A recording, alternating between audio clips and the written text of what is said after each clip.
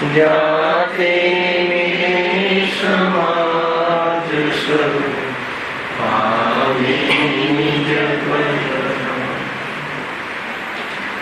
जे निज भाव सदा सुंदर निज नो करो प्रकाश।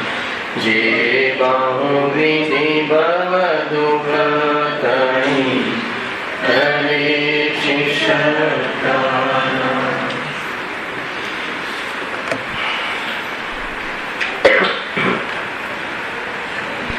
आज श्री मोक्ष मार्ग प्रकाशक ग्रंथ से त्रीजा अधिकार पर આપણે સ્વાધ્યાય ચાલી રહ્યો છે।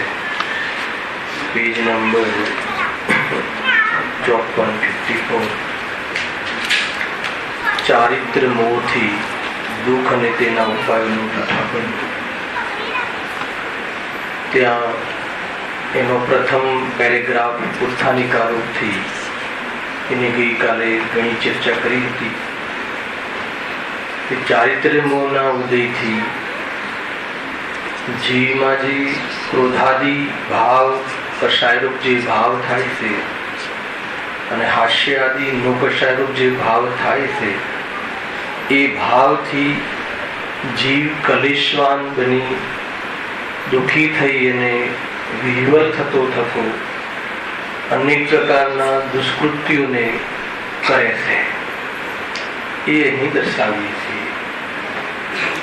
ટૂંકમાં ક્રોધરૂપી ચારિત્ર મોહનીય કર્મોનો ઉદય અને એમાં થતા ક્રોધાદી ક્રોધ ભાવ અને ક્રોધ ભાવમાં જે ઘણો કલેશવાન થાય છે વિહવલ થાય છે અને અંધ બની અને એવી જાતિની પ્રવૃત્તિ કરે છે કે એને કાંઈ દેખાતું નથી। એના ઉપકારમાં નિમિત્ત બનવા વાળા જીવો પ્રત્યે પણ ઘણા ખોટા પ્રકારની પ્રવૃત્તિઓ કરતો જોવા મળે છે। એવી બધી ચર્ચાઓ અહીંયા વિશેષ આવવા વાળી છે। ગઈકાલે બેનનો પ્રશ્ન હતો છે કે નહીં બેન ખ્યાલ નથી કે ક્રોધ કર્મનો ઉદય થતા જીવમાં ક્રોધ ભાવ થાય છે। ક્રોધ ભાવ થાય છે એ તો ખબર પડે છે, જીવમાં ક્રોધ ભાવ થયો એ ખબર પડે છે, પણ ક્રોધ કર્મનો જે ઉદય છે એ સમજમાં નથી આવતું। એમ પ્રશ્ન પૂછ્યો તમે બે કહ્યું હતું ને આપણે, એક જડ ક્રોધ અને ચેતન ક્રોધ। જીવમાં જે પરિણામ થાય છે એ ચિદ વિવર્તન, એ ચિદ પરિણામ છે, એ ચેતનમાં થવા વાળા વિકારી પરિણામ છે, ક્રોધ પરિણામ। અને જ્યારે જીવને ક્રોધ પરિણામ થાય છે ત્યારે ક્રોધ કર્મનો ઉદય પણ હોય છે। કે ક્રોધ કર્મનો જે ઉદય છે એ પકડાતો નથી, એ સમજમાં નથી આવતું। એવો પ્રશ્ન હતો, જે કોઈનો પ્રશ્ન હોય તો જે ક્રોધ કર્મ જે છે, પેલા તો એમ સમજો કે જે કર્મ છે એ પૂદગલનું પરિણામ છે। કર્મ એ પૂદગલની અવસ્થા છે, કાર્મણ વર્ગના જેને કહે છે, અને એ એટલું સૂક્ષ્મ પરિણામ સ્કંદરૂપ પરિણામ કરે છે કે જે મતિશુદ્ધ જ્ઞાનના અનુમાનનો વિષય તો છે, પરંતુ મતિશુદ્ધના જ્ઞાનનો એ પ્રત્યક્ષ વિષય બનતું નથી। એક અવધિ જ્ઞાનનો વિષય બને છે, કેવળ જ્ઞાન આદિનો વિષય બને છે, પરંતુ મતિશુદ્ધ જ્ઞાનનો વિષય નથી। એટલે આપણું મતિશુદ્ધ જ્ઞાન છે આપણી પાસે, એટલે કર્મના પરમાણુ યુક્ત જે કર્મ સ્કંદ છે, વર્ગણા છે, એ આપણા જ્ઞાનનો વિષય, ચક્ષુનો વિષય કે કર્ણનો વિષય, ભલે એનામાં સ્પર્શ રસ ગંધ વર્ણ હોવા છતાં પણ એટલું સૂક્ષ્મ પરિણમન હોવાના કારણે સ્કંદનું આપણા જ્ઞાનનો વિષય બનતું નથી। એક એ સામાન્ય લોજિક। પરંતુ એ ક્રોધ કર્મની જે સત્તા છે એને લોજિકથી, અનુમાનથી, આગમથી, ન્યાયથી, યુક્તિથી એનો નિર્ણય થઈ શકે છે। જેમ કે અને એનાથી ક્રોધ કર્મના ઉદયના નિમિત્તમાં ક્રોધ થાય છે, એ સમજવાથી આપણને શું લાભ થાય છે એની ચર્ચા આ સભામાં મેં અનેક વાર કરી છે. એ પણ થોડું લેશું 2 મિનિટ, પછી આપણે વિષયમાં પ્રવેશ કરીએ. જે ક્રોધ કર્મ જે છે એની સત્તા, ક્રોધ કર્મની સત્તાનો ખ્યાલ, અત્યારે કોઈ ક્રોધ પરિણામ આપણને આવે એ વખતે નિમિત્ત તરીકે ક્રોધ કર્મનો ઉદય છે એવી સત્તાનો ખ્યાલ યુક્તિથી, આગમથી, અનુમાનથી આપણને એનું જ્ઞાન થઈ શકે છે.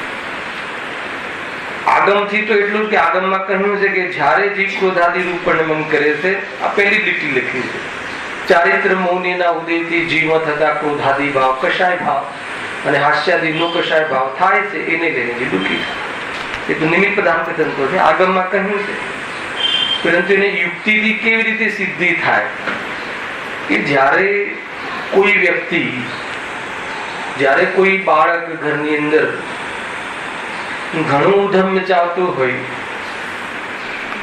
તો દુનિયાની દ્રષ્ટિએ જોવામાં આવે, લોક દ્રષ્ટિએ જોવામાં આવે તો કોઈ બાળક ઘણી મસ્તી કરે તો સીધી વાત તો એમાં આવે કે આપણને ક્રોધ થવો જોઈએ. પણ ઘણીવાર એ બાળક ઘણી મસ્તી કરતું હોવા છતાં આપણને એના ઉપર સ્નેહ આવે છે, તો એ વખતે ક્રોધ કર્મનો ઉદય નથી પણ રાગ કર્મનો ઉદય છે. અને એ જ બાળક ક્યારેક એટલી જ ઉધમ મચાવતું હોય અને આપણને એ સ્નેહમાં નિમિત્ત બનવા વાળી બહારની પરિસ્થિતિ ક્યારેક ક્રોધમાં નિમિત્ત બને છે, બાહ્ય પરિસ્થિતિ, તો એ વખતે સ્થિતિ તો એક જ છે. સ્નેહ વખતે પણ એ મસ્તી કરતો હતો અને ક્રોધ વખતે પણ મસ્તી કરતો હતો. તો નિમિત્ત તરીકે શું બદલાયું? તો કે સ્નેહ વખતે રાગ કર્મનો ઉદય, જળ રાગ કર્મ, ઉદ્ગલ કર્મ, અને ક્રોધ થયો ત્યારે ક્રોધ કર્મનો ઉદય. એ ડિફરન્સિયસ જો આપણને વિશ્લેષણ ખ્યાલમાં આવે તો એમ ખ્યાલમાં આવે કે બહારની પરિસ્થિતિ મારા ક્રોધાદી, મારા સ્નેહાદી નિમિત્ત નથી, પણ નિમિત્ત તરીકે પણ તો તે પ્રકારના તેને નિમિત્ત બનવા વાળા કર્મનો ઉદય જ નિમિત્ત છે, યદ્યપી બાહ્ય કોઈ પરિસ્થિતિ નથી. આ આપણને લોજિકથી, યુક્તિથી આપણને આ પકડવા આવે. ઘણી વાર એવું બને છે. તો એ લોજિકથી થયું. એ વાત ખ્યાલમાં રાખવી કે અહીંયા કોઈ કર્મથી ક્રોધ થાય છે એ વાત નથી. ગુરુદેવની સભામાં આ વાત વારંવાર કહેવાની ન હોય. નિમિત્ત પ્રધાન કથન જ્યારે થતું હોય ત્યારે નિમિત્તની મુખ્યતાથી સમજવું. એક પછી વાત એ આવી કે ભાઈ એ ક્રોધાદી કર્મના નિમિત્તમાં જીવ ક્રોધાદી ભાવ રૂપે પરિણમે છે એટલી સમજણ માત્રથી અથવા એ નિમિત્ત પ્રધાન કથનથી, એ આગમના વ્યવહાર કથનથી નિશ્ચયનું જ્ઞાન અર્થાત તો દ્રવ્ય સ્વભાવ પર દ્રષ્ટિ જવાનો કાર્યક્રમમાં કેવી રીતે આ જીરાગમનું કથન નિમિત્ત બને, કેવી રીતે બને? અને અમે અનેક વાર વાત કરી છે. જો કોઈ એમ ચાહે કે હું જાણું છું, મારે બતાવવું છે તો બતાવી શકે, નહીં તો હું તો બતાવી દઉં, બતાવું. બહુ સરસ. ભલે તમને પકડમાં છે કે એનાથી આપણને જે બાહ્ય પદાર્થો ઉપર આરોપ આપવાની આદત છે. આ શબ્દોમાં મેં કઈ વાર કહ્યું છે, કાંઈ પણ આપણને ક્રોધાદી થાય તો આપણે કોના પર આરોપ આપીએ છીએ? પેલો આ વ્યક્તિએ આમ કર્યું, એ આમ કર્યું, મસ્તી કરે છે, તમે ધક્કો ના માર્યો હોત, તમારા ત્યાં ના થયું હોત, તમે સામે ના આવ્યા હોત તો મને ક્રોધ ના થાત. અને આપણે સીધો આરોપ આપીએ છીએ. તો કહે છે કે એ અનેક પદાર્થો, અનેક જીવો સાથે જે આપણી દ્રષ્ટિ છે કે આના કારણે થાય છે, એ દ્રષ્ટિ મટી જાય છે. તો કોઈ એમ કહે કે છેલ્લે ભલે તે દ્રષ્ટિ મટી ગઈ પણ કર્મના કારણે થાય છે એમ તો કહ્યું ને. તો કહે છે કે ભાઈ કર્મના કારણે થયું એની પૂરી વ્યાખ્યા શું છે એ તું સાંભળ. કે પૂર્વમાં તે કોઈ એવા ખોટા ભાવ કર્યા છે કે જેના નિમિત્તથી કર્મનું બંધ થયું છે અને એ કર્મ સ્થિતિ ભાગ અનુસાર ઉદયમાં આવ્યા અને તે વર્તમાનમાં તેમ છતાં પણ આડોડાઈ કરીને સ્વભાવને ન જાણ્યો, એનાથી ભિન્ન સ્વભાવને ન ઓળખ્યો અને ફરીથી તું એ કર્મના ઉદયમાં જોડાઈ અને ક્રોધાદી રૂપ પરિણમિત થયું. આ પૂરું કથન છે. ખ્યાલ? ભલે એ કર્મ નિમિત્ત તો કર્મ ક્યાંથી આવ્યા? કર્મ આવવા પાછળનું રહસ્ય શું છે? તો કે મેં જ કોઈ ખોટા ભાવ પૂર્વમાં કર્યા હતા, મેં આ કર્મને કોન્ટ્રાક્ટ આપ્યો હતો કે કદાચ હું સ્વભાવ પાસે ન જતો રહું એનો તું ખ્યાલ રાખજે. શું કહ્યું? સમજમાં આવે છે? હું સુખી ના થઈ જાઉં ને એનું તું ધ્યાન રાખજે. એમ આપણે કર્મને કોન્ટ્રાક્ટ સોંપ્યો તો પહેલા નથી સોંપ્યો. એમ કઈ કર્મ કોઈ પોતાની મરજીથી કે પોતાની બુદ્ધિથી કે પોતાની ઈચ્છાથી આવે એમ નહીં. કેમ કે કર્મમાં ન ઈચ્છા છે, કર્મમાં ન બુદ્ધિ છે, હે ને? કર્મ તો જળ છે, પરંતુ આપણે પોતે જ એવી જાતિના ભાવ કરી અને એ કર્મનું સ્થિતિ અને ભાગ પ્રકૃતિ પ્રદેશ બંધ આપણા આત્માના પ્રદેશો સાથે સંશ્લેષ બંધ કરતો થતો આ જીવ દેહને ભલે છોડીને જાય પણ એ કર્મના નિમિત્તે ભાવ અને જ્ઞાન આ બધું સાથે લઈ અને બીજી ગતિએ જાય છે. તો ત્યાં એ પ્રકારે કર્મની સ્થિતિનો ભાગ પાકતા ઉદયમાં આવે છે. ઉપાદાનમાં શું ભૂલ કરી? પોતાના સ્વરૂપને ન ઓળખ્યો. બહારમાં સહકારી કોણ બન્યું? કર્મનું નિમિત્ત બન્યું. તો બધું મેળ ખાઈ લીધો અને જીવે એ પ્રકારનું પ્રકરણ ત્યાં કર્યું. ક્રોધાદી રૂપ પરિણમ્યું. આ પૂરી કર્મની સ્થિતિ. કેમ કે બેનનો પ્રશ્ન હતો કે ભાઈ ક્રોધ ભાવ જે ઉદય થાય છે, ક્રોધ ભાવ આવે છે ખબર પડે છે, પણ તમે કહો એ વખતે જળ નામનું જળ ક્રોધ, એ કર્મનું નામ પણ ક્રોધ. ક્રોધ કર્મ એક જે ભાવ છે એ નામના કર્મો. ક્રોધ કર્મ, માન કર્મ, હે ને? એને એક શબ્દમાં કેવું હોય તો મોહનીય કર્મ, ચારિત્ર મોહનીય કર્મ. પણ એનો ભેદ કરીને વિવક્ષા કરવી હોય તો ક્રોધ નામનું કર્મ, ગતિ નામનું કર્મ જેમ છે ને આગળ અગાતીમાં એ રીતે આમાં નામ છે બધા એ પ્રમાણે. જેટલી કષાયો છે એ કષાયોના નામથી કર્મના નામ પણ છે. ખ્યાલ આવે? એ તમને ખ્યાલ આવે તો 7 તત્વમાં પણ આ વાત તમને ખ્યાલ આવશે. જેમાં 7 તત્વમાં કયા 7 તત્વ છે? જીવ અને અજીવ બે મુખ્ય, દ્રવ્ય રૂપ, એના 5 વિશેષ કયા?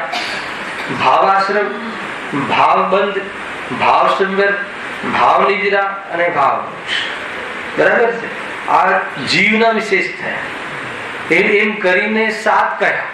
5 વિશેષ અને જીવ બે તત્વ, એમ 5 તત્વ કયા? જીવને જે સમ્યક દર્શનના સિલેબસમાં 7 તત્વની શ્રદ્ધાની મૂળ સિલેબસ છે એમાં પણ એ બીજા 5 પણ ગણાવે. ખ્યાલ છે તમને બીજા 5 કયા? દ્રવ્ય આશ્રય, યાદ છે કોઈ? દ્રવ્ય બંધ, દ્રવ્ય નિદ્રા, દ્રવ્ય મોક્ષ. આ કોના વિશેષ છે? આ કર્મના વિશેષ છે. આ જળ કર્મ છે. હે કર્મ નથી, દ્રવ્ય કર્મ કીધા ને. દ્રવ્ય આશ્રમ, ભાવ આશ્રમ જીવના ભાવ, દ્રવ્ય આશ્રમ જે કર્મનું આપવું થાય છે એ દ્રવ્ય આશ્રમ. અને ભાવબંધ, જીવનો જે ઉપયોગ બંધાય છે રાગમાં એ ભાવબંધ.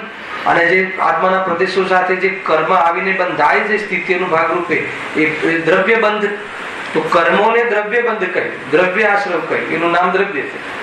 એ અજીવના વિશેષ કયા? અજીવ તત્વ જે છે ને, અજીવ નામનું તત્વ, પૂદગલ તત્વ, એ પૂદગલ તત્વના વિશેષ છે. એની સાથે જીવને મોક્ષ અને સંસાર સાથે નિમિત્ત નૈમિતિક સંબંધ છે. કર્મના સદભાવમાં મોક્ષ થતો નથી અને કર્મના ભાવમાં મોક્ષ પ્રત્યે છે, નિમિત્ત પ્રધાન તત્વ. ખ્યાલ આવે? અને આ બાજુ કહીએ તો ભાવ આશ્રમ ને ભાવ બંધ જ્યાં સુધી હોય ત્યાં સુધી મુક્ત જીવ થતો નથી અને એના ભાવમાં સંપન્ન નિદ્રા પ્રગટે છે અને જીવ મુક્તિનો પ્રારંભ કરે છે અને મોક્ષને પ્રાપ્ત થાય. 7 તત્વનો એટલો મોટો વિસ્તાર છે ને જયેશભાઈ. 7 તત્વ જીનાગમનો મુખ્ય પાઠ છે. 7 તત્વની ભૂલ અને 7 તત્વની શ્રદ્ધા અને 7 તત્વનું સ્વરૂપ, આ 3 પ્રકારના જે ટોપિક છે એ ટોપિક સૌથી પ્રયોજનભૂત વિષય છે. આવવાનો છે આપણે તો 4થા અધિકારમાં આવશે, આગળ 9મા અધિકારમાં આવશે. બહુ મોટો વિષય. આ એમાં જે ચાલ છે, કેમ કે સમયસાર પણ પૂરા 7 તત્વના આધાર ઉપર છે. અને ભલે એક શુદ્ધાત્માની દ્રષ્ટિની વાત કરવા વાળો સમયસાર ગ્રંથ, અને એમાં પણ ભૂતાર્થ નય જાણેલા 7 તત્વ એને એ જ સમ્યક દર્શન છે એમ કહે છે. અને આગળ પછી 13મી ગાથા પછી એક અધિકાર, એક તત્વના નામે અધિકાર. એટલે એટલો મોટું પ્રકરણ છે. સમયસર આખું આવી જાય, આખું તત્વાર સૂત્ર આવી જાય. અને તત્વાર સૂત્ર 7 પહેલું જ કહ્યું માં સ્વામી સમ્યક દર્શન જ્ઞાન ચારિત્રાણી મોક્ષ માર્ગ હે પછી કહો પ્રભુ સમ્યક દર્શનનું સ્વરૂપ શું? તો કહે સાત તત્વોની શ્રદ્ધા વિપરીત અભિનિવેશ રહિત સાત તત્વોની શ્રદ્ધાને સમ્યક દર્શન કહે છે. એ મોક્ષ માર્ગનો પ્રારંભ. આત્માની શ્રદ્ધાનું નામ સમ્યક દર્શન કે સાત તત્વોની શ્રદ્ધાનું નામ સમ્યક દર્શન? સાત તત્વોની શ્રદ્ધાનું નામ નિશ્ચય સમ્યક દર્શન કે આત્માની શ્રદ્ધાનું નામ નિશ્ચય સમ્યક દર્શન? એ ભૂલ છે ને. ત્યાં એમ લખ્યું ઉમા સ્વામી કે સાત તત્વની શ્રદ્ધાનું નામ નિશ્ચય સમ્યક દર્શન. પહેલા સમયસારમાં કહ્યું ભૂતાર્થને સાત તત્વને જે જાણે છે એ સાત તત્વ સમ્યક દર્શન. એ બસ એ ફોટો ખેંચવાનો છે. આપણે એક રટી લીધું છે ને શુદ્ધ આત્માની દ્રષ્ટિ. અરે સાત તત્વમાં છીટવું એ જ્ઞાન જ્યોતિને જોવે છે સમ્યક દર્શન. અનેક પ્રકારની પદ્ધતિ, અનેક પ્રકારના કન્સેપ્ટ છે અને આ ભૂલો થાય છે. સાત તત્વની શ્રદ્ધા વ્યવહાર સમ્યક દર્શન. અરે નિશ્ચય લક્ષણ બતાવ્યું છે વિપરીત અભિનિવેશ ઉમા સ્વામી કુનકુન દેવે. ખ્યાલ આવે કે એટલે ઘણી બધી વાત છે. વાત ક્યાંથી નીકળી? આ તો ભાવ આશ્રવ અને દ્રવ્ય આશ્રવ વાત બીજી હતી. થોડીક ચર્ચા અને આપણી મોક્ષની સભામાં આ વાત બહુ પ્રિય છે.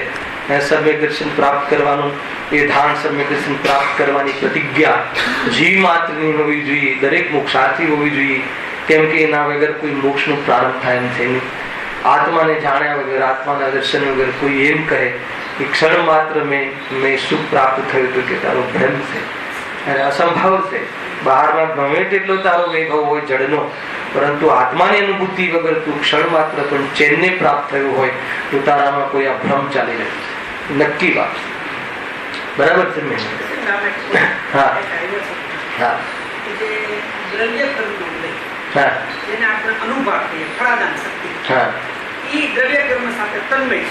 હા એનું પ્રતિભાષણ જ્ઞાનની પર્યાયમાં છે જ્ઞાનના કલો. તો એને શું માન્યું? એને નિમિત્ત બનાવ્યું દ્રવ્ય કર્મના ઉદયને. તો અહીંયા જીવમાં તમે કેમ જીવનો આશ્રય, જીવ ભાવ કર્મ, એ અહીંયા એને નિમિત્ત બનાવતા અહીંયા રાગાદીની ઉત્પત્તિ થઈ એ જીવની પર્યાયમાં થઈ.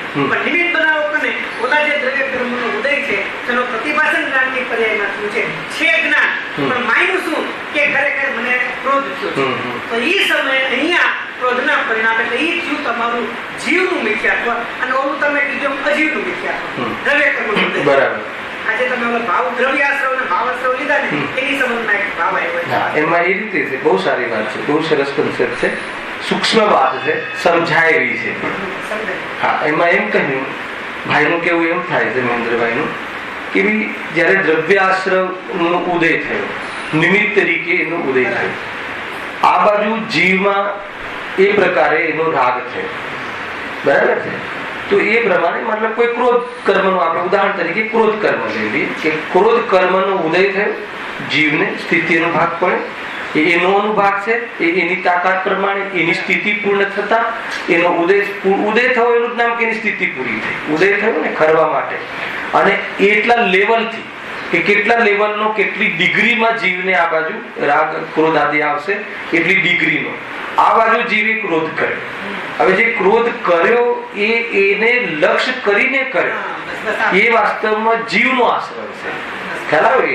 અને પેલી બાજુ જીવનું કર્મનું આવું થયું એ દ્રવ્યનો આશ્રય છે. મૂળ વાત આ છે. પણ એમાં એક વાત ઓર આનાથી આગળ એક વાત આચાર્ય જ્ઞાનીઓએ કહી અને ગુરુદેવે આ વાતને ખોલીને કહી.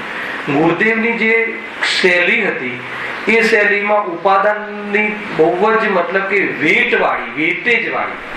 ભલે અરે તમને હું હમણાં વાંચીને બતાવીશ, બુક અહીંયા નથી લાવવા પ્રવચનોની. એ ભલે આ નિમિત્ત પ્રધાન શૈલી ચાલતી હોય અને કોઈનું બુરું કરે, કોઈનું ખરાબ કરે, ક્રોધ આવે તો એ વચ્ચે એક વાર યાદ અપાવી દે. એમ નથી કે એક દ્રવ્ય બીજા દ્રવ્યનું કરે. એમને જરા પણ બરદાસ્ત ન થાય કે ઉપાદાનને જરા બી ઘણું થાય તો પ્રવચનમાં એમને લાલી ના આવે. એવું જ હતી. મને બહુ હકીકત છે. વાત આખી નિમિત્ત પ્રધાન ચાલે ને કે જયારે ક્રોધ કર્મનો ઉદય થાય એટલે બીજાનું બુરું ઈચ્છે ને બીજાને મતલબ મરાવડાવે ને બીજાને આમ કરે ને. પણ ગુરુદેવે તરત જ એમ નહીં માની લેતા કે એક દ્રવ્ય બીજા દ્રવ્યનું કરે, આ મરાવી દે. એવું પરિણામ કરે. મરાવે એટલે મારી શકે એમ નહીં, તરત જ. ખ્યાલ આવે ને? એટલે પરિણામ કરે જીવ આનું બુરું કરવું, પણ બુરું કરી ના શકે. એક દ્રવ્ય બીજા દ્રવ્યનું બુરું કરે તો જીનાગમ ષષ્ટિ એને સમાપ્ત થઈ જાય. એવી જોરદાર વાત પાછી જોડે વચ્ચે કરી દે. આજે સવારે હું વાંચતો હતો એટલે આપણને એમના નિરૂપણમાં જે ઉપાદાનની જે તાકાત જે છે ને ઉપાદાનથી જોવાની જે દ્રષ્ટિ છે ને એમના હર કથનમાં તરજ રહે, અને એવી દ્રષ્ટિ જે જીવની થતી હોય એ દુઃખી કોઈ દિવસ ના થાય. અને એનું નામ દ્રવ્ય દ્રષ્ટિ કહે છે. એને અનંત દુઃખનો ભાવ થઈ ગયું છે, એને અલ્પ દુઃખ છે એને ગણતા નથી અમે. એવી રીતે જ્ઞાનીઓની આ પદ્ધતિ છે. ખેર, એ રીતે આમાં પણ ઉપાદાનની ઓળથી પછી અહીંયા સુધી હજુ સુધી નિમિત્ત નૈમિત્તિક વાત કરી, જે મહેન્દ્રભાઈએ સુઝાવ આપ્યો, જે મારી કથા ચાલી રહી છે, જે બતાવી રહ્યો છું, એ નિમિત્ત નૈમિત્તિકના રિલેશનની વાતો છે. હજુ એમાં પણ બંનેની પૃથકતા બતાવવાની મુખ્યતાથી કથન થયું કે ઓલું જે આશ્રવ જે છે એ દ્રવ્ય આશ્રવ એના પોતાના સ્થિતિ અનુભાગ અને એ પ્રમાણે ઉત્પન્ન થયું, અને આ બાજુ જીવ સ્વયં એ રીતે એટલી ડિગ્રીમાં ક્રોધે ઉત્પન્ન થયો અને એ પરિણામ થયું એ પ્રમાણે એ જીવ આશ્રવ થયું, ઓલું જળ આશ્રવ થયું. અને એ બંનેનું આવું નિમિત્ત નૈમિત્તિક વ્યવહાર ચાલો, એનું નામ સંસાર છે. એનું નામ સંસારનો વ્યવહાર છે.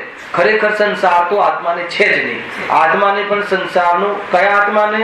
અજ્ઞાની આત્માને પણ સંસારનો વ્યવહાર છે. કેમ કે સંસાર તો કોઈ આત્માનું સ્વરૂપ નથી. આ રીતે આખી વાત ચાલે છે. ત્યાં પણ એક વાત આગળ એમ આવી કે ભાઈ જ્યારે દ્રવ્ય આશ્રવ જેટલી ડિગ્રીમાં ઉદય થયો એટલી ડિગ્રીમાં અહીંયા એનો ભાવ થવો એ જરૂરી છે. તો ત્યાં કહ્યું આચાર્ય જયસેન આચાર્ય દેવે કહ્યું ત્યાં પ્રવચન સારમાં, અને ગુદેશ્રીએ તો હંમેશા કહે છે કે માની લો કે ક્રોધ કર્મનો અથવા મોહનો ઉદય થાય એટલે મારે મોહ કરવો પડે, અને એવું વસ્તુનું સ્વરૂપ નથી. જો હું મારા પરિણામમાં બદલાવું છું તો મોહના ઉદયના, સાંભળજો આ વાત, કઈ વાર કહી ચૂક્યું છું પણ આ મુખ્ય વાતો છે. મોહના ઉદયમાં પણ મારે ના જોડાવું હોય તો ન જોડાવું, અને જોડાવું હોય તો જ જોડાવું. એવી રીતે જીવના પરિણામોની સ્વતંત્રતા છે. બેનશ્રીએ બી કરુણાની યોગને બતાવતા કહ્યું કે જીવના પરિણામો સાથે પ્રકૃતિ બંધાયેલી છે, પ્રકૃતિ સાથે જીવ નથી બંધાયેલો. આ બધી વાતોનો મેળ છે. પહેલા હું તમને એક મેળ બતાવો કઈ રીતે મેળ છે એનો થોડોક વિષય ગૌણ કરીને પાડ સમજો. જેમ કે પહેલા જયસેન આચાર્ય દેવ અને કુનકુન અને પૂજ્ય ગુદેશ્રી એમને જે વાત કહી ત્યાં સેમ વાત કરી છે જયસેન દેવે, આચાર્ય જયસેન દેવે, કે મોહનો ઉદય થાય અને તારે મોહ કરવો પડે એવો નિયમ નથી. સેમ વસ્તુ ગુરુદેવ કહે છે કે મોહના ઉદયમાં મોહ મારે કરવો પડે એવું ક્યાં છે? તો પછી ઉદય શું અને મોહ કરવો ન કરવો તો ન કરવો એ શું? ઉદય થયો એટલે તો જોડાઈ જ ગયો કહેવાય ને. ખરેખર મોહનો ઉદય અથવા ક્રોધનો ઉદય એને જ કહેવાય કે આ બાજુ ક્રોધ થયો, અને પછી એક બાજુ તમે કહો છો ન જોડાવું હોય તો ન જોડાય. તો એ શું? હવે એ તમારે બારીકી જે છે ને એ જે પકડમાં આવવું જોઈએ. ન જોડાવું હોય તો ન જોડાય. એનો અર્થ એ છે કે એ વખતે પણ એ ભલે ક્રોધ ચાલતો હોય, જેમ કહ્યું ને તમે મહેન્દ્રભાઈ વાત કરીને કે એ વખતે તો એને જ્ઞાન થાય છે, એ વખતે તો ક્રોધ થતો ક્રોધ પછી તો કે એ વખતે જ્ઞાન પણ થાય છે અને ક્રોધ પણ થાય છે. સાંભળજો બરાબર. એવું નથી કે ક્રોધ નથી થતો અને એવું નથી કે જ્ઞાન નથી થતું. જ્ઞાન ના થાય તો ક્રોધની ખબર કઈ રીતે પડે? હવે પ્રોબ્લેમ ક્યાં છે કે જ્ઞાન પણ થાય છે અને ક્રોધ પણ થાય છે, પણ જ્ઞાન છે આત્માનું લક્ષણ છે, ક્રોધ આત્માનું લક્ષણ નથી. એમ જાણતો નથી અજ્ઞાની, અને જ્ઞાની એમ જાણે છે કે ક્રોધ થાય છે આત્માનું લક્ષણ નથી, મારો વૈભવ નથી. અને આ જ્ઞાન થાય છે જે ક્રોધ સંબંધી બી જ્ઞાન થાય છે, એ જ્ઞાન સંચેતન, એ જ્ઞાન કેતન, એ જ્ઞાન નિકેતન, એ વાસ્તવમાં જ્ઞાનનું સામર્થ્ય, જ્ઞાયક તે હું છું એમ એનો ભેદ અંદરમાં ચાલે છે. એટલે ક્રોધ પ્રત્યેનું ભેદ વિજ્ઞાન ચાલે છે. અને આજે પણ કહ્યું હતું કે વિતરાગી જ્ઞાન, વિતરાગી દ્રષ્ટિ, વિતરાગી રમણતા. સાંભળ્યું હતું નિયમ સારમાં. એવું એક કથન કહી દે કે એમાં આપણા દરવાજા ખુલી જાય. હે ને, જ્ઞાનીઓના કથન જોરદાર હોય છે. તો વાત એ નથી કે ક્રોધ નથી થતો. જ્ઞાની ધર્માત્મા ક્રોધને પોતાના સ્વરૂપ તરીકે જાણતો નથી. એ વખતે પણ વેદન જ્ઞાનનું છે, સંવેદન જ્ઞાનનું છે, ક્રોધનું વેદન છે નહીં. જ્ઞાનીને કે અજ્ઞાની બંનેને. એને પરંતુ જ્ઞાની એમ અજ્ઞાની એમ માને છે કે મને ક્રોધ થયો, ફસાયો, એટલે એને એટલા માટે જે કર્મ નિમિત્ત બન્યું અને નવો પાક લઈ આવ્યો એટલે નિજરા ના છે. નવો પાક લઈ આવ્યો, નવો કર્મ બંધ થયો, મને ક્રોધ થયો એનો ખબર છે. મને ક્રોધ થયો, આ બધા કથનો આપણે કથનમાં ચાલે છે ને આગળ, એટલે ખબર નથી પડતી. મને ક્રોધ થયો એનો અર્થ શું? હું ક્રોધી એટલે એનો અર્થ શું? મને ક્રોધ થયો એનો અર્થ શું? ખબર છે? એનાથી એકત્વ થયું એનો શું ખબર છે? મને ક્રોધ થયો એમ આપણને કઈ અંદરમાં ભાવ મને ક્રોધ થયો માનીએ છીએ આપણે, એમ નહીં. મને ક્રોધ થયો એટલે કે આ ક્રોધના અંતર્ગત હું ઓલી વસ્તુને આ રીતે બુરું કરાવીને હું ખુશ થઈ જઈશ, હું સુખી થઈ જઈશ, એનું નામ મને ક્રોધ થયું. ક્રોધ સાથે એકત્વ આને કહે છે. ક્રોધમાં તમને ખુશીના ચિહ્ન દેખાય, ક્રોધમાં તમને આનંદના ચિહ્ન દેખાય. આનંદ હોય આત્માને, આનંદ હોય આત્મામાં વિતરાગતાનો, પણ આપણને આનંદ લાગે છે રાગથી, ક્રોધથી, એનું નામ મને ક્રોધ થયો, એનું નામ ક્રોધથી એકત્વ. એને આપણે ક્રોધનો ઉદય થયો તો ક્રોધમાં જે પણ પ્રવૃત્તિ કરીએ છીએ કોઈનું બુરું કરવાની, એની પાછળ આપણે શું એંગલ હોય છે કે આનું બુરું કરીને હું શું લઉં? શાંતિ લઉં.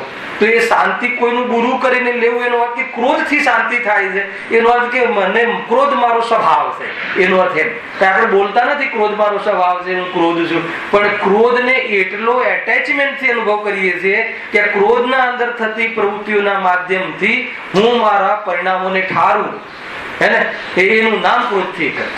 તો એ એવું જાતિનું ક્રોધ સંબંધી વલણ, એવી જાતિના ક્રોધ સંબંધના કન્સેપ્ટ કોને નથી હોતો? જ્ઞાનીઓને નથી હોતો.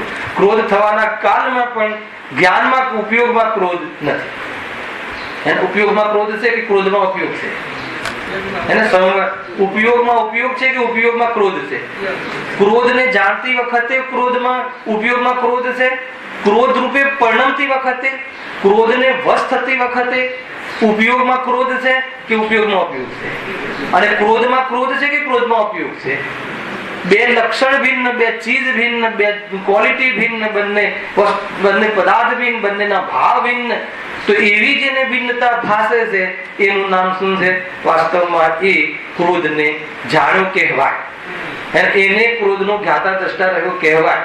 જાણવામાં તો અજ્ઞાનીને પણ ક્રોધ જાણવામાં જ આવે છે, પણ ક્રોધ જાણવાનો સ્વભાવ, એ જાણવાનો સ્વભાવ મારો, અને જાણવાના કાલમાં ક્રોધ આવી નથી જતો, આત્મામાં મારો થઈ નથી જતો, એટલે એનાથી લાભ નથી થતો. એવી જાતિનું સ્વરૂપ, જે અનુભૂતિ સ્વરૂપ છે આત્માનું, એ રીતે અનુભવમાં આવતું હોવા છતાં એને અનુભવતો નથી અજ્ઞાની, એટલા માટે એ ચૂકી જાય છે માનવા. આ આખું કથન તમે જે કર્યું. ખેર, એ હવે બીજી વાત કેવી, ન ભોગવવું હોય તો ન ભોગવવાની વાત કેવી રીતે થયું કે એ વખતે સાંભળો, આ મેઇન પોઈન્ટ.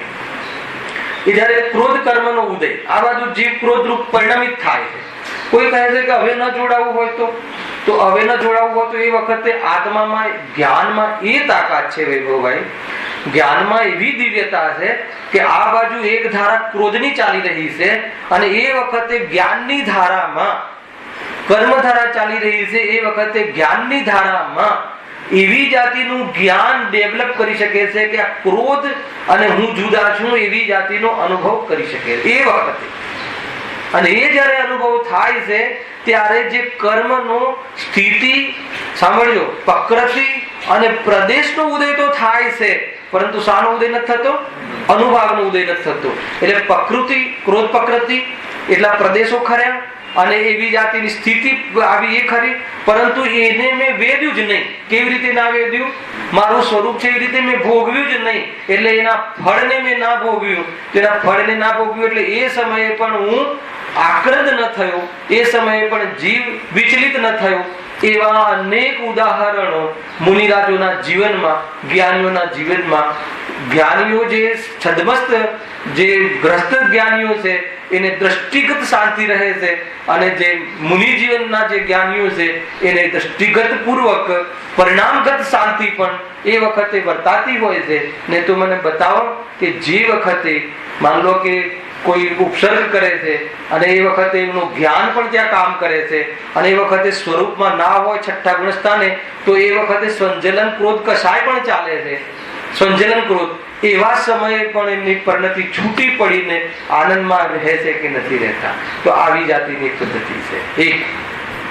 બીજું બેનશ્રીએ જે કહ્યું કે શું કહ્યું કે જીવના પરિણામ અથવા જીવ પ્રકૃતિથી બંધાયેલો નથી. એટલે શું ખબર છે કે પૂર્વમાં તમે ગમે તેવો બંધ કર્યો, સાંભળજો આ મુખ્ય વાત, કર્ણાનુયોગની છાટ જ્ઞાનીઓને મતલબ કે ગુરુદેવશ્રીની બેનશ્રીની પણ હતી. એ વખતે કર્ણાની ભલે સભામાં બહુ ના ચાલ્યા, પણ વાંચન કેવું હશે, એક લીટીમાં જ આવરી લીધું. તમને ખ્યાલ આવે છે આ લીટીમાં કે જીવની સાથે, જીવ પ્રકૃતિ સાથે બંધાયેલો નથી. એટલે શું કે માનો કે તમે પેલા બંધ કરી લીધું, એકદમ 17 કોડા કોડી, મિથ્યાત્વનો ઉત્કૃષ્ટ બંધ કેટલો, 17 કોડા કોડી બંધ કરી લીધો. પણ આ બાજુ તમારી સત્તામાં પડ્યું છે. પણ જો તમારું પરિણામ, વર્તમાન પરિણામ, ભાઈ વર્તમાન પરિણામ, ક્ષયોક્ષણ લબ્ધિ, વિશુદ્ધિ લબ્ધિ, દેશના લબ્ધિ અને પ્રાયોગ્ય લબ્ધિ, હજુ કઈ કરણ લબ્ધિ નહીં, 4 લબ્ધિ, ત્યાં સુધી અગર જો પરિણામ એવું વિશુદ્ધ થઈ જાય છે તો જે સત્તામાં પડેલો જે 17 કોડા કોડી બંધ છે એ અંતર કોડા કોડી અલ્પ થઈ જાય છે અને એ રીતે ઉદયમાં આવે છે. પેલા હે હા, એ જ સમય જેવું અહીંયા પરિણામ થયું એવી રીતે ત્યાં સંક્રમણ ને જે આકર્ષણ ને જે પણ જે બધી થાય છે અવસ્થાઓ કર્મની, એ થઈ જાય. આ બાજુ જીવ જો પરિણામ બદલે તો એ રીતે થઈ જાય. જે પરિણામ જે મુખથી બાંધ્યું હોય એ જ મુખથી ઉદયમાં આવવું એવું જરૂરી નથી. એ જ મિથ્યાત્વની પ્રકૃતિ સમ્યક પ્રકૃતિ થઈને ઉદયમાં આવીને ખરી જાય. એ જ અનંતાનુબંધીનું પરમાણુ નિષેક એ અપ્રત્યક્ષના ઉદયમાં આવીને અર્થ થઈને ખરી જાય. આ બાજુ જીવ મજામાં રહે અને પેલાની અંદરમાં બદલાવ ઓટોમેટિક થઈ જાય. એ રીતે બેનશ્રી આ કથનમાં આટલું બધું વજન છે. એટલે કોઈ જો આમાં એમ કહેવું છે કે કોઈ અપરાધ થઈ ગયો હોય તો જો તમને અપરાધ મટાડવાનો ભાવ જાગ્યો હોય તો અપરાધથી ડરવાની જરૂર નથી. અને મટાડવાનો ભાવ ના જાગ્યો હોય, સમજમાં આવે છે, તો એ અપરાધ જે કાળા કેર કરશે એને એ તો કે તમને રોતા નહીં આવડે એવી જાતિની પરિસ્થિતિ. કર્મ એવી જાતના બહારમાં નાચ કરીને બતાવશે. અને સવારનો ગ્રાફ કયો, સાંજનો ગ્રાફ જુદો. હે સવારે મતલબ કે પેલા નહીં દેવગતિમાં ચર્ચા થતી હતી સુંદર શરીર, અને અહીંયા આવે એ પેલા તો અંદરમાં રોગોનો પ્રવેશ સમજમાં નહીં આવે. પુષ્ટ અને સેકન્ડમાં તો આમ લાગે કે હતા નતા.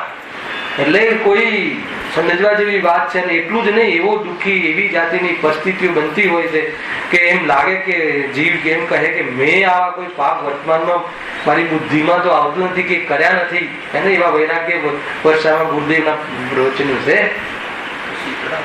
હે ને. તો પછી આ કેમ તો કહે છે કે તું ભૂલી ગયો. કોને ભૂલી ગયો? આ કરી તો એને ભૂલી ગયો કે ભગવાન આત્માને ભૂલી ગયો? અરે આ જે થાય છે એ તારી સાથે થતું નથી. આજે બી તું ભૂલી જાય છે. એ યાદ કર, કીડા પડ્યા તો આત્મામાં પડ્યા કે શરીરમાં પડ્યા? એટલો જ નિર્ણય કર. એ ભગવાનને ભૂલ્યો છે ને એટલે જ તું દુઃખી છે. ક્યાં પડ્યા કીડા? શરીરમાં પડ્યા કે આત્મામાં? હું આત્મા. જ્ઞાનમાં કીડાનું જ્ઞાન થાય કે કીડો જ્ઞાનમાં આવી જાય? ખ્યાલ આવે કે નહીં? જ્ઞાનમાં કીડો ના આવે નોટ ખબર છે? કીડા વાળા શરીર સાથે રહેવા છતાં પણ જ્ઞાનમય એને જાણવા છતાં, એટલું નહીં જ્ઞાનની સાથે મિથ્યા તો ચાલતું હોય ને, હું સડી ગયો એમ માનવા છતાં તારા જ્ઞાનમાં સડો આવતો નથી. જ્ઞાન તે આત્મા, જ્ઞાન આત્માનું લક્ષણ એટલે આત્મા સડતો નથી. એ વસ્તુનું વરદાન છે. અને આ વરદાનનો જો તું લાભ લે તો કહે છે કે એ વખતે પણ જ્ઞાતા દ્રષ્ટા રહીને સમાધિપૂર્વક જીવન વિતાવે. શું મતલબ કે ચૈતન્યની તાકાત સમજમાં આવે છે? રાજભાઈ આ પ્રમાણે બહુ મહત્વપૂર્ણ પ્રમેયો છે. આ સમજજો.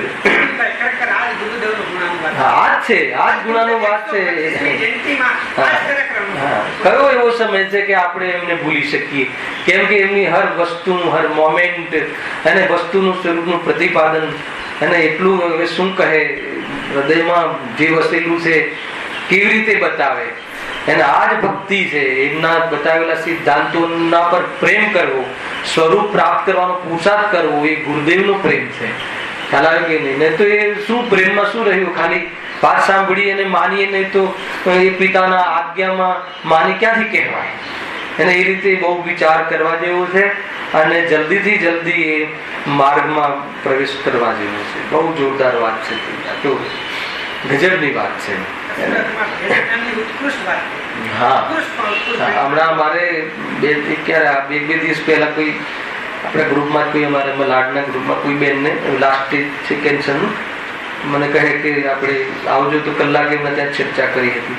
તો આ વાત જે વાત કહી એ સાંભળતા જીવના ચહેરા પર એટલી પ્રસન્નતા આવે હે ને કે ગજબ લાસ્ટ સ્ટેજનો ખ્યાલ હોવા છતાં પ્રસન્નતા સમજમાં આવે છે કેટલી.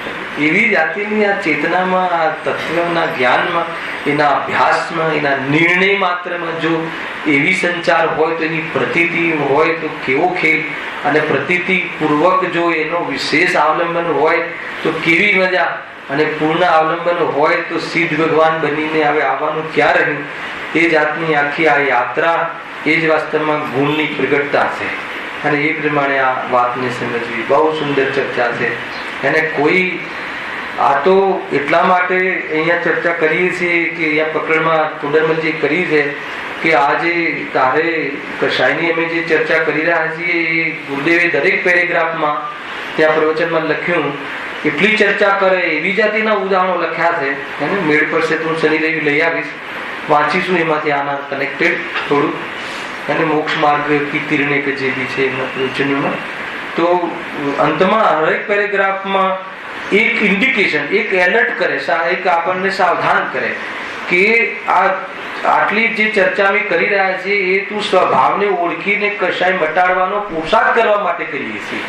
એટલે આપણે કશાયથી આમ ગભરાઈને વાતો સાંભળીને ડરીને જઈએ ને, ડરીને ન જઈએ ને એટલા માટે તરત જ પાછું એક ઇન્જેક્શન આપી દે કે આ તને કોઈ ડરાવવા કે તને કોઈ મતલબ કે ભયભીત કરવા માટે અમે આ તને ક્રોધની ને માનની એવી ચર્ચા કરતા નથી, પરંતુ આવી જાતિની પરિણામોમાં તું નિરીક્ષણ કરજે અને આ કશાયો મટાડવાનો તું પુરુષાર્થ કરજે કે જેથી કરીને તું સંતાપથી રહિત થઈ અને ચેન સુખ શાંતિને પ્રાપ્ત કરે એવી જ્ઞાનીઓની અને આત્માર્થીઓની નિરંતર ભાવના રહેતી હોય.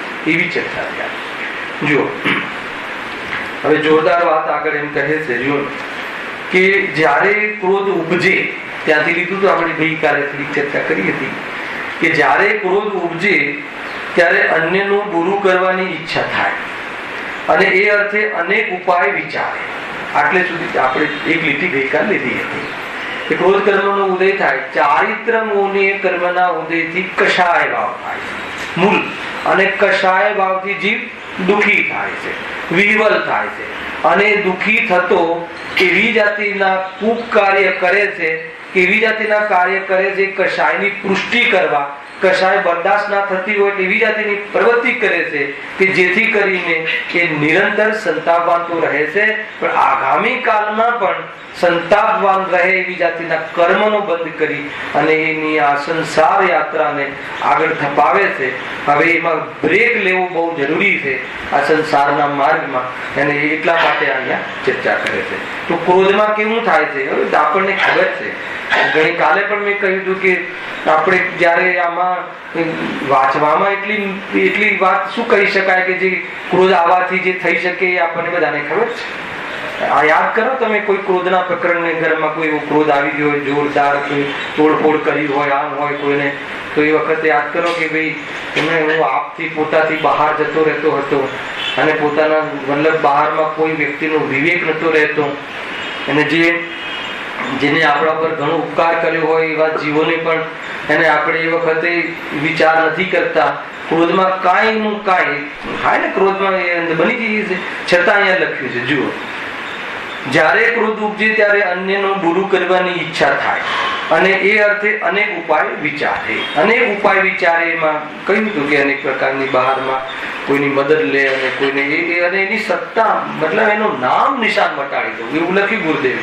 અહીંયા તો ખાલી બુરું જાણે એટલું લખ્યું, એમાંથી એ ભાવ કાઢ્યો કે ક્રોધનું જયારે અંદરમાં તો એનું નામ નિશાન ના રહેવું જોઈએ. આગળ લખ્યું છે કે ભલે પોતાનું નુકસાન થાય તો થાય પણ એનું તો થવું જ જોઈએ એવી જાતિની અંદરમાં.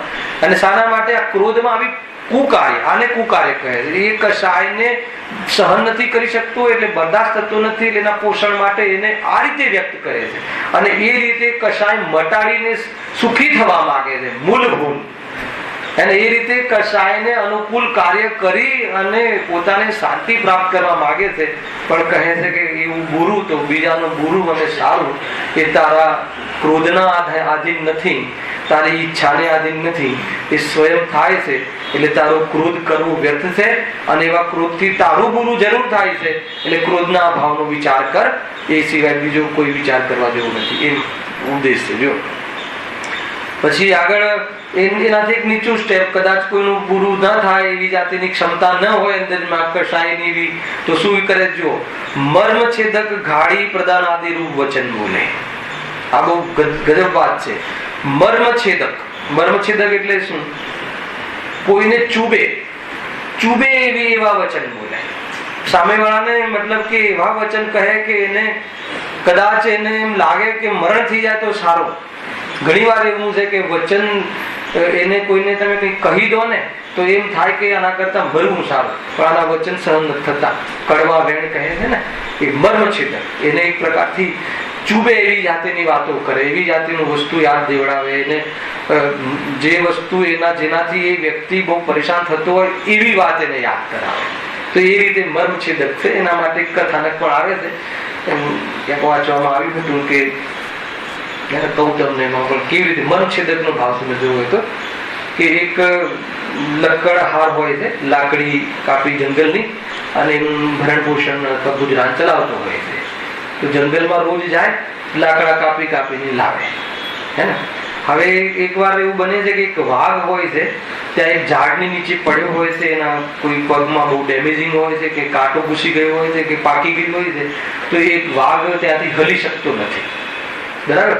તો આ જીવને કરુણા આવે છે કે આ કેવી રીતે એનો કોઈ ખોરાક કેવી રીતે લેશે, કેવી રીતે જશે, તો એને એની ટ્રીટમેન્ટ કરે છે, એને બરાબર કરે છે. એટલે વાઘ એના પર પ્રસન્ન થઈ જાય છે. એના કથાનક છે એક સામાન્ય એક ભાવ કરવા માટે. તો એના પર પ્રસન્ન થઈ જાય છે અને કહે છે કે બોલ, તારે શું જોઈએ છે, હું તારી શું મદદ કરી શકું, શું તારો ઉપકારનો બદલો આપી શકું. તો એ કહે છે કે મારે રોજ હું માથે બે કે 4 લાકડા લઈ જઈ શકું છું, અને સિંહમાં તો વાઘમાં તો બહુ જબરજસ્ત તાકાત હોય છે. તો એ કહે છે કે રોજ તું મને આ લાકડા રોજ લઈ જા અને મારી સાથે ઘરે ચલ, પાલતું થઈ જાય છે એટલે પ્રોબ્લેમ આવતો નથી. તો રોજ લાકડા લઈ જાય એના પર, ને એનો ધંધો બરાબર ખીલે છે. સાયકલમાંથી સ્કૂટરમાંથી ગાડી, અને લોકો એમ લાગે છે કે આ ભાઈને શું થયું એમ. તો કોઈ વ્યક્તિને પૂછે છે કે આ તારામાં બદલાવ ક્યાંથી આવે? તો એક વાક્ય બોલે છે. શું વાક્ય બોલે છે ખબર છે? એ વાક્ય બોલે છે કે મને કા ગધેડો મળી ગયો છે ને ભાર વહન કરવા વાળો. હવે ઓલો વાઘ ત્યાં સાંભળે છે એને, એટલે એની અંદરમાં ચૂબે છે. સમજમાં આવે છે? આ ત્યાં લખ્યું, આ મર્મ છેદક નો અર્થ ત્યાં લખ્યો, એવું ચૂબે છે. એટલે વાઘ એને કહે છે કે તું મને જલ્દી ગોળી મારી દે, નહીં તો હું તને ખાઈ દઈશ. ખ્યાલ આવે કે નહીં? એ શું કામ? કે તારી ગોળી તો મને સદશે, પણ તારી બોલી જે છે ને એ મને નથી સદતી, કે એ મને સહન નથી થતી. સમજમાં? આ ઘણી વખત કોઈ એમ કે તું મને લાફો માર દે તો ચાલે, પણ 4 જણ વચ્ચે બોલતો નહીં. ખ્યાલ કહે છે ને, એટલે બોલી એટલી જોરદાર છે. તો એમાં આખું સરસ વિસ્તારથી કહ્યું છે. આ બધું પ્રથમ યુગમાં આવે ક્યાંય ને ક્યાંય. તો આને કહે છે મર્મ છેદક. એને એવી જાતિનું આપણે એટલા માટે આ પણ એક હિતમિત પ્રિય વચન બોલવા જોઈએ. વાણીમાં આપણું એવું એવી જાતિની એક પ્રકારથી મીઠાશ હોવી જોઈએ. એને મીઠાશ એટલે ઓલી આજવાળી મીઠાશ નહીં. આજે ગુરુદેવ કહ્યું ને તે ચાપલુસી, એ નહીં. એ પાછી માયામાં જતું રહેશે, માયાચારીમાં. એને એક શબ્દ હતો ત્યાં ચાપલુસી. રાજવલ્લભ કયો ઓલો નોકર, પણ એને એક શબ્દ હતો નીચે ફૂટનોટમાં, એને ખુશામત વાળી વાત નથી. મતલબ હિતમિત પ્રિય, મર્યાદિત બોલો, કોઈનો ઉપયોગી બોલો. જીનવાણી પર ખરેખર, જે જીભ પર ખરેખર સરસ્વતી વસવી જોઈએ. આ મોઢામાંથી શબ્દ એવો જ નીકળે કે કોઈના હિતમાં નીકળે, બસ. એ વાત બરાબર ખ્યાલ રાખો. અને ખરેખર વાદે મૌન રહેવું જોઈએ. કોઈ જગ્યાએ કોઈની નિંદા થતી હોય ને તો ચૂપ રહેવામાં મજા છે. અને એમાં જોડાય ને, હા એ પણ આવો, એ પણ આવો. અને તાલ આવે તો એને પછી બરાબર લાગ આવે તો જોઈને પછી એને પરેશાન કરવું. આ બધું દ્વેષ પરિણતિ ચાલતી હોય ને એમાં એ વ્યક્તિ તો સામે હોય નહીં, અહીંયા દ્વેષમાં એવો જલે 2 જણ ભેગા થઈને પેલો ત્રીજો વ્યક્તિ તો બની શકે કે સમ્યક દર્શન લઈને મુનિ થઈ ગયા. ખરેખર એવું બને છે. અને આ બાજુ આ 2 જણ એના માટે એટલું આમ છે ને તેમ છે ને, પેલા આમ કર્યું હતું ને આમ કરતો હતો ને, એવું અંદરમાં દ્વેષ પરિણતિ કરે. અરે શું લેવા દેવા છે? કોણ આ બધા બહારના વેશ છે? કેવા પરિણામો વાળા ને કેવા કાર્યો કરવા વાળા જીવો ફરી ગયા અને ભગવાન બની ગયા. તું એટલું જ જો ને બસ. અને આ એક જોવાની કલા છે. આ સિવાય થોડું વધારે જોયું ને રાજેશભાઈ, કર્મના ભારા અને કર્મનો ભારો આવે ને, પેલા લાકડાનો ભારો, એવા ભારા બાંધી બાંધીને આ અહીંયાથી જે મનુષ્ય ભાવમાં ભાર મટાડવાનો મતલબ કે અવસર છે, એમાં તું ભારા બાંધી બાંધીને જઈશ. કે એને બેનશ્રી કહે છે કે જે કર્મ તું હસતા હસતા બાંધે છે ને, એને તું રોતા રોતા તું ભોગવી છે. એ રીતની વાત બહુ સમજવા જેવી. કર્મ થિયરીમાં પણ વૈરાગ્ય પલે છે, અને વૈરાગ્યમાં જો આપણને સ્વભાવ દેખાઈ જાય તો વિતરાગતા પ્રગટ થઈ જાય. એવી જાતિનો આમ જોરદાર માર્ગ છે ભાઈ, પણ અંદરમાંથી પલળે જ નહીં. બસ બીજાનામાં દોષ જ દેખાય, અને દોષ દેખી અને પોતાની દ્વેષ પરિણતિને પોષણ કરે તો જીવનમાં શું છે બીજું? અરે કોઈનો દોષ હોય તો એ દોષ એનો પરમેનન્ટ છે. ગુણો જોવાના કે દોષ જોવાના? અરે પોતાના દોષ પણ જે છે ને, દોષ છે એમ જોવાના છે. ગુણ તરીકે તો પોતાના દોષ પણ નથી જોવાના. ખ્યાલ આવે છે કે નહીં? છતાં પણ બહારમાં આગમ એમ કહે છે કે વ્યવહાર તો એ છે કે તું બીજાના ગુણ જોજે ને તારા દોષ જોજે. બીજાનું કઈ જોવું હોય તો ગુણ જ જોજે, વ્યવહારની વાત છે. બાકી તું આત્માને જોજે તો બધાને આત્મા જોઈ લીધું એટલે ગુણ જ જોયા.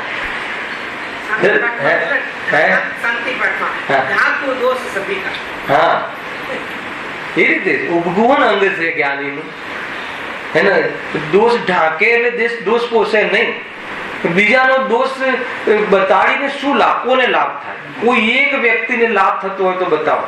પ્રભુભાઈ મારો દોષ કે તમારો દોષ હું જગ જાહેર કરું, એમાં કોઈને લાભ થતો હોય તો આપણે બધા એ કામ આજથી કરીએ. બતાવો કોઈ એક દોષ તમારો કે મારો, એને આપણે જગ જાહેર કરીએ, એમાં મને ફાયદો છે, તમને ફાયદો છે, ત્રીજા કોઈને ફાયદો છે, સમાજને ફાયદો છે? કોઈને ફાયદો નથી. ખ્યાલ ઉપગુ અનંત કહ્યું ને, જ્ઞાનીઓને એ રીતે આવે છે. સમ્ય દૃષ્ટિને અને સમ્ય આત્માથી ને પણ હા નહીં, પોતાના દોષ તો એને દોષને દૂર કરવા માટે, એટલે કહ્યું ને દોષને દોષ તરીકે તો જોવા પોતાના પણ, અને દોષ તો જોવે નહીં. એનો અર્થ કે દોષને તો પોષે, અને ગુણોના નામ શીખે અને દોષને પોષે. એવી પરિસ્થિતિ ચાલી રહી. હું ગાયક છું એમ તો રટે, પરંતુ દરેક પરિણતિમાં જે કશાય છે એનું તો પોષણ કરે. તો હું ગાયક છું એ ગુણને જાણ્યો કેવી રીતે કે હર સમય બધા જ ભોગોના પરિણામોને પોષે અને કહે ભાઈ આપણે તો ગાયક છીએ, આત્મા તો ખાતો નથી, અને પછી પોષણ કરે.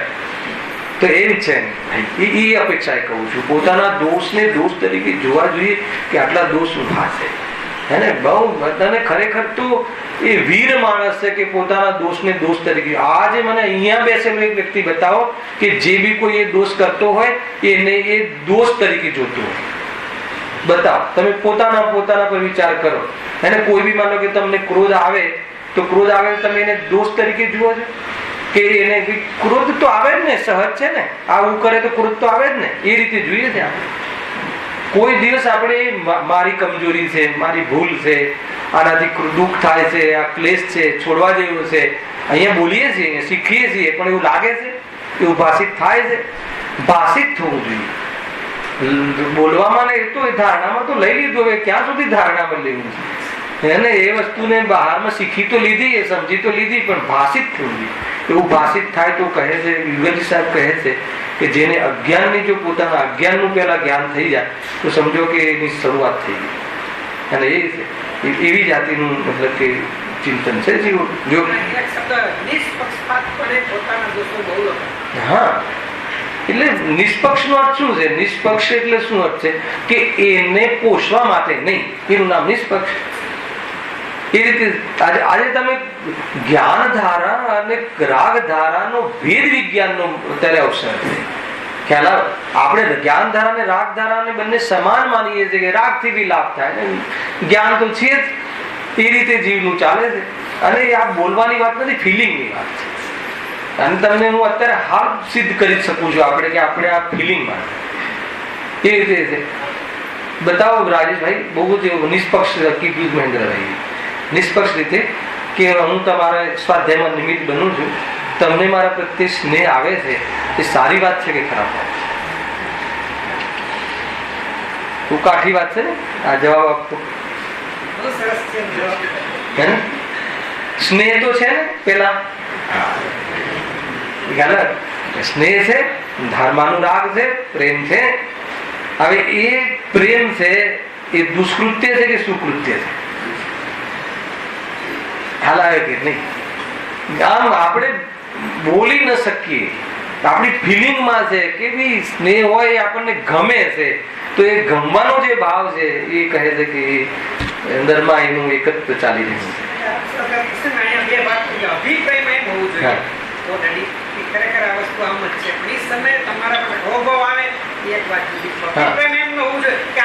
એટલે આમાં કેવું છે મહેન્દ્રભાઈ કે જ્યારે વાત અધ્યાત્મની હોય ને ત્યારે અરે ગુરુદેવ પ્રત્યે ભક્તિનો ભાવ આવે છે ને, એમાં બી એવું હોય છે કે પ્રભુ આપનો ભક્તિનો ભાવ આવે છે ત્યાં સુધી હું તો અટકેલું છું. છે તો આમ જ એમ જ છે એને ગુરુની કે દેવની ભક્તિ આપણને તારે એમ નથી એવું ગુરુદેવ શીખવાડ્યું. બધી વાત ક્યારે જે વસ્તુ જેવી છે એવી શ્રદ્ધા કરવી જોઈએ. અને પછી થોડો બી પક્ષ નહીં, જે ઉપકારીનો ઉપકાર તો આવવો જોઈએ કે ના આવવો જોઈએ. અરે ઉપકારીનો ઉપકાર આવે છે ને એ અટકવાનો ભાવ છે એમ આવવું જોઈએ. શરૂઆત જ એ રીતે છે અહીંયા. અરે એ ઉપકારનો ભાવ આવે છે એટલે જ આ ચર્ચા છે. ઉપકારનો ભાવ આવે છે એટલે જ આ ચર્ચા કરવી પડે છે કે ભાઈ તું ઉપકારના ભાવમાં અટકીશ તો આત્મકલ્યાણ નહીં થાય એ બતાવવું છે. એ તો માનવીય ગુણ છે કે ઉપકારીનો ઉપકાર આવવો જોઈએ, આત્માનો ગુણ નથી. શું કહ્યું? ઉપકારીનો ઉપકાર આવવો જોઈએ, માનવીય ગુણ છે, એ આત્મિક ગુણ નથી. ખ્યાલ? એ તો મનુષ્યના અંતર્ગત થવા વાળી પરિસ્થિતિ છે. આત્માને જ્યાં સુધી અરે લખ્યું ને એવા શબ્દો લખ્યા છે કે સર્વજ્ઞ ભગવાન દયા રહિત છે. દયા રહિત લોકોને એમ લાગે કે તમારા ભગવાનમાં દયા જ નથી. તમને ખ્યાલ આવે છે? કરુણા અકરુણા એમનામાં કરુણા છે, ભગવાનમાં કરુણા છે. આપણા સર્વજ્ઞ ભગવાનમાં કરુણા છે કે નહીં? એ તો આપણે રાગી છીએ એટલે બોલીએ છીએ કે પ્રભુ આપે મારા પર કરુણા કરી. ભગવાનમાં કરુણા હોય તો ભગવાન હોય? ભગવાનનો દયાનો ભાવ હોય તો ભગવાન હોય? ન હોય ને. એવી વાત છે ભાઈ, બહુ જબરજસ્ત વાત છે. જુઓ એટલે કશાય ગમે તે કલરની હોય એને કશાયમાં કલર પડે છે, ખબર છે? લેશિયાઓના છે ને, એમાં લેશિયાઓ કહી છે કૃષ્ણ લેશિયા ને પીત લેશિયા ને 3 અશુભ ને 3 શુભ ને ગમે તે લેવલ ની હોય. શુક્લ લેશિયા, શુભ લેશિયા, શુક્લ સફેદ ધવલ હે ને એ લેશિયા તો ગમે તે કલર ની હોય, મતલબ એનો નૈમિક દ્રવ્યક નું ફલ હોય તો પણ એ બંધ માર્ગ છે, એ વાસ્તવમાં મોક્ષ માર્ગ નથી. વાત પતી ગઈ ને ત્યાં. તેથી મતલબ કે જે આપણે થોડું ઢીલું પછી મૂકીએ ને કે વાત તો અહોભાવ તો આવે ને, અહોભાવ તો આવે ને. અહોભાવ આવે છે ને એની ના નથી. અહોભાવ આવે છે ને એટલે જ ચર્ચા કરીએ છીએ કે અહોભાવ છે ને એ બાધક તત્વ છે. નક્કી એ કરવાનું છે અહીંયા. આવવું જોઈએ કે ના આવવું જોઈએ જૈન ધર્મ નું કથન જ નથી. અરે અહોભાવ આવે છે એ શું છે અને મારે જે પ્રાપ્ત કરવું છે એ ભાવ કયો છે એ વિજ્ઞાન શીખવાનું છે અહીંયા. અહોભાવ અરે અહીંયા ક્રોધ આવવું જોઈએ કે ના આવવું જોઈએ એની પણ કથા નથી. ખ્યાલ આવે કે નહીં? ક્રોધાદી ભાવ તો જે મતલબ કે કયા ગુણસ્થાન સુધી હોય છે બધી ચર્ચાઓ થઈ ચૂકી છે. વાત એ નથી ક્રોધ આવવો જોઈએ કે ના આવવું જોઈએ. બતાવો પ્રકાશભાઈ આપણો પ્રશ્ન. હવે આપણું સાંભળ્યા પછી ક્રોધ આવવું જોઈએ કે ના આવવું જોઈએ? ક્રોધ આપણો સ્વભાવ નથી સાંભળ્યા પછી ક્રોધ આવવો જોઈએ કે ના આવવું જોઈએ? બતાવો. હજુ બી પર્યાયની પકડ છે. ના આવવો જોઈએ એટલે પાછું તમે ક્રોધને જ પકડે. અરે ક્રોધ મારો નથી, ક્રોધ હું નથી. શરૂઆત ત્યાંથી છે. આવવો જોઈએ આવે છે એ ક્રોધ અને હું એ બંને વચ્ચે સંબંધ નથી, એનું નામ ક્રોધ હું નથી. હાલાવે કે આપણે તો ના ક્રોધ ના આવવો જોઈએ. હવે ક્રોધ આદિ ભાવ, માન આદિ ભાવ, કસાય આદિ ભાવ હું નહીં કરું તો નહીં કરું ને પાછી પર્યાય પકડી કે હવે હું નહીં કરું. પેલા કરતો તો ને હવે નહીં કરું. સરવાળે પર્યાય પકડે. એ ધંધો નથી અહીંયા. અહીંયા ધંધો કયો છે કે ભેદ વિજ્ઞાન. એ ક્રોધ અને જ્ઞાન. એ ક્રોધ જે આવ્યો એ કયો ભાવ અને હું કયો ભાવ. હે ને, હું કયું તત્વ ને એ કયું તત્વ, એ તત્વ છે, આશ્રવ તત્વ, હું જીવ તત્વ, બે તત્વ ભિન્ન છે, બંને વચ્ચે મેળ નથી. એ રીતે જો અનુભવવામાં આવે તો એ ક્રોધની સ્વયંની રીતે એની ક્ષમતા, એની ક્વોલિટી એટલી ડાયલ્યુટ થઈ જાય છે કે જેથી કરીને અલ્પ સમયમાં એનો આ ભાવનો કાર્યક્રમ એના મેતે ચાલુ થઈ જાય છે. આ બાજુ વિતરાગ ભાવ વધતો જાય છે. આ જ કાર્યક્રમ છે, બીજું કોઈ કાર્યક્રમ નથી. ધ્યાન રાખજો.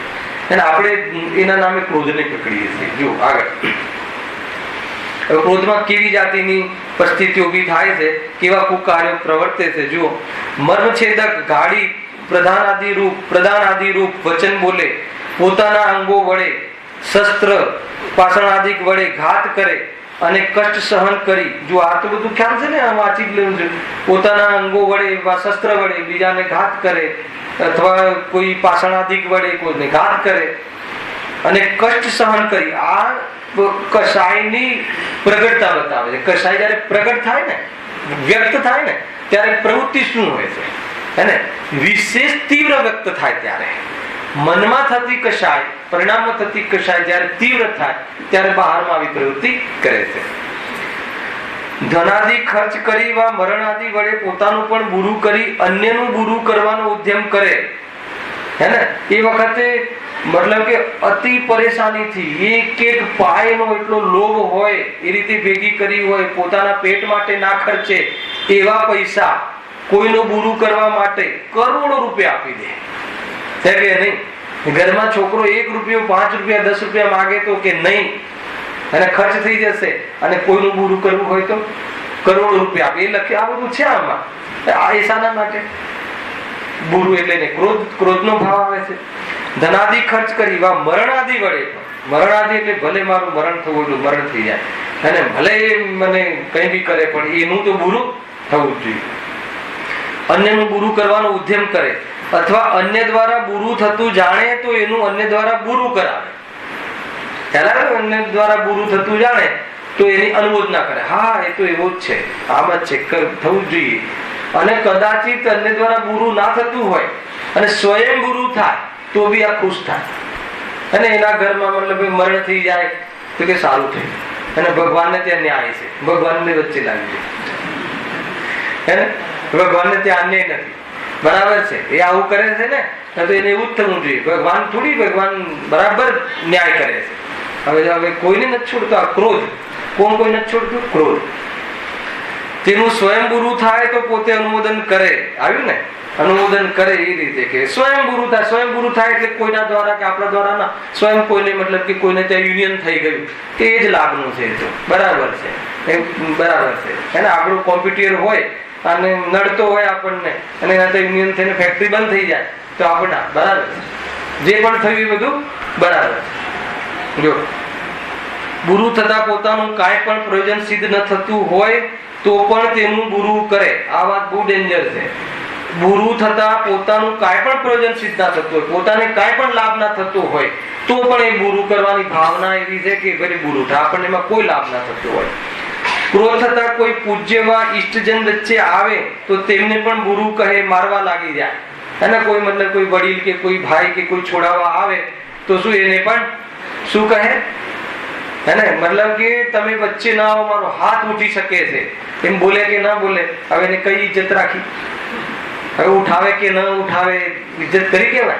તો એ ક્રોધમાં કાંઈ ખબર પડતી નથી. એમ ક્રોધના આવેશમાં કાંઈ વિચાર જ રહેતો નથી. લખ્યું અહીંયા. વળી અંતિમ લીટી વાંચીને પૂરું કરીએ છીએ. વળી અન્યનું બુરું ન થાય તો પોતાના અંતરંગમાં પોતે જ ઘણો સંતાપવાન થાય. આ બતાવવા આવે છે.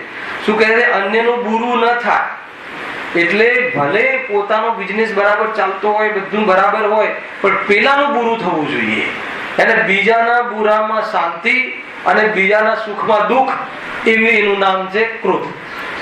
બીજાને સારો લાભ મળતો હોય તો આપણને અંદરમાં આકુળતા થાય, અને બીજાનું ખરાબ થાય તો આનંદ થાય. એનું નામ ક્રોધ. આ રીતે ક્રોધનું કાર્ય છે. અને એમાં અંતરંગમાં પોતે જ ઘણો સંતાપવાન થાય, પોતાના જ અંગોનો ઘાત કરે, વિષ ભક્ષણ આદિ કરી મરણ પામે. એ આદિ અવસ્થા ક્રોધ થતા થાય છે. કુલ મળીને છેલ્લી 2 લીટી આપણે શનિવારમાં ફરીથી કહીશું.